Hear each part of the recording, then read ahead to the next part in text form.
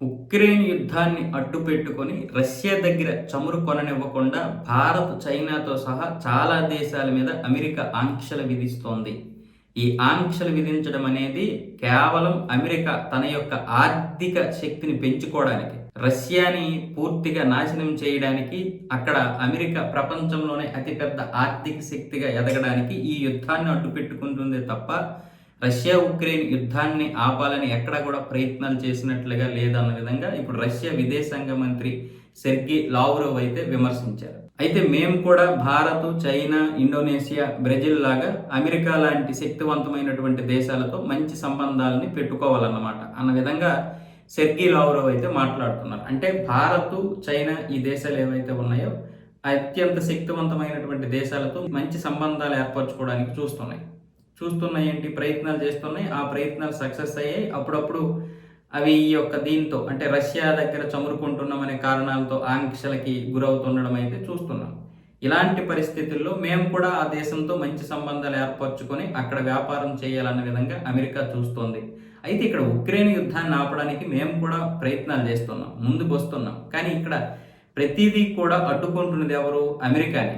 మేము అన్ని ప్రయత్నాలు చేసినా వాస్తవంగా అక్కడ అది లేదు.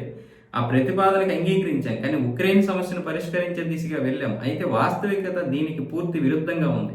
అమెరికా కొత్త ఆంక్షలు విధించింది, సముద్ర చట్టంపై ఐరాస కన్వెన్షన్ను ఉల్లంఘించింది, బహిరంగ సముద్రంలో ట్యాంకర్లపై యుద్ధం జరుగుతోంది అని సెర్గీ లావ్రోవ్ అయితే పేర్కొన్నారు. అంటే ఒకవైపు యుద్ధాన్ని ఆపాలని ప్రయత్నం చేస్తున్నది అమెరికానే, మరొక వైపు ఈ యుద్ధం కొనసాగడానికి అన్ని పరిస్థితుల్ని ఉద్రిక్తంగా తీసుకొచ్చేటటువంటిది కూడా అమెరికానే.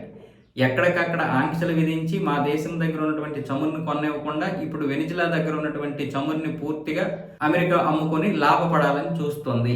ఇక్కడ ఉక్రెయిన్ దగ్గర యుద్ధం ఆగాలని మాత్రం కోరుకోవడం లేదన్న విధంగా సెర్గీ లావ్రోవ్ అన్నారు. అయితే ఇప్పుడు అమెరికాకి వెనిజులా చమురు వచ్చి కేవలం 4 రోజులు అవుతుంది అనుకుందాం. కానీ ట్రంప్ ప్లాన్ ఏంటనేది అధ్యక్షుడు అయిన తర్వాత కానీ అవ్వకముందు కానీ తెలుసు, లేదా అయిన తర్వాత వెనిజులాని పూర్తిగా వాళ్ళ కంట్రోల్లోకి తీసుకొచ్చి ఆ బావుల్ని ఆక్రమించేస్తామని ముందే తెలిసి ఉంటుంది. ఎలా తెలిసి ఉంటుంది అంటే వెనిజులా యొక్క పరిస్థితి వాళ్ళకి తెలుసు. సో మనం ఎప్పుడైనా సరే వెనిజులా మీద దాడి చేసి నికోలస్ మదురోని అరెస్ట్ చేసేసి లేదా కిడ్నాప్ చేసి ఆ యొక్క బావుల్ని ఆక్రమించుకోవచ్చు. ఎందుకంటే నికోలస్ మదురో మీద అక్కడ ప్రజలు కూడా అదే విధంగా వ్యతిరేకతతో ఉన్నారు కాబట్టి అప్పుడు అమెరికా మీద పెద్ద వ్యతిరేకత అయితే ఏం రాదు. ఆ బావులన్నీ కూడా మనం తీసుకోవచ్చు అని ముందు నుంచి ఆలోచన ఉంటుంది. అందుకని రష్యా దగ్గర చమురుకుంటున్నటువంటి అన్ని దేశాలకు కూడా ముందుగా సుంకాలు విధించి భయపెట్టి ఆ తర్వాత తన దగ్గర ఉన్నటువంటి వ్యాపారం చేసుకోవాలని చూశాడు.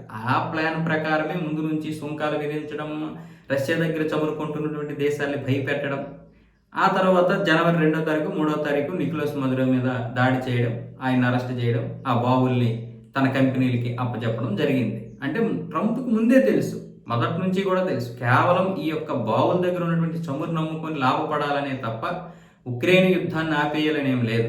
ఒకవేళ ఉక్రెయిన్ యుద్ధాన్ని ఆపిస్తే ఆ పేరు కూడా తనకు వస్తుంది.